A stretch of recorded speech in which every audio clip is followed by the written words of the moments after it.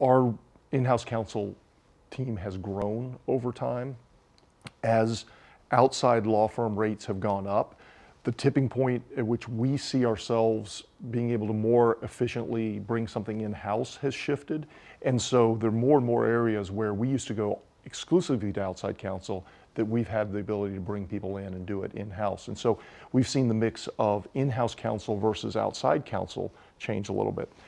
There's also a self-perpetuating cycle there, I think, that as we've done more and more work in-house, there's more and more interesting work to be done in-house, which means it becomes a more attractive career option for people coming out of firms. It used to be that in-house counsel were sort of managing a lot of matters, but a lot of the most interesting complex work was being done in outside firms.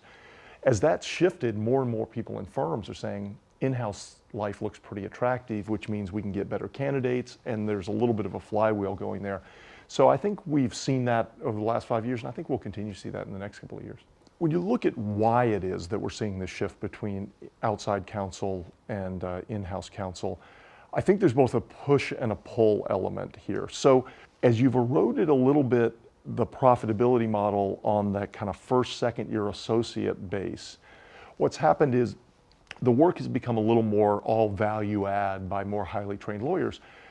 And that means more and more partners are really having to work on a regular basis to constantly bring in new business.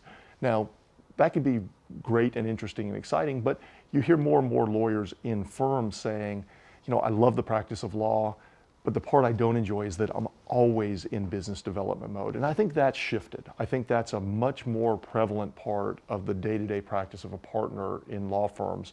There really is no just comfort zone where you can stop and say, I've made it, now I'm just practicing law. You're always having to think about the business development. And a certain number of outside counsel, therefore, they say, that's an element of the practice that's less attractive to me. I'd like to move in-house, or at least I'd consider the opportunity.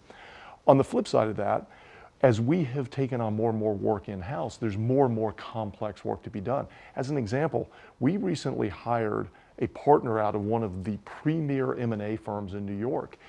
That would have been almost unheard of 20 years ago. We can do that because we have so much in-house, really interesting, complex, intellectually challenging work that someone who's a partner doing M&A in a law firm may say, I could be just as happy, just as intellectually stimulated, just as intellectually rewarded in-house as I was in a firm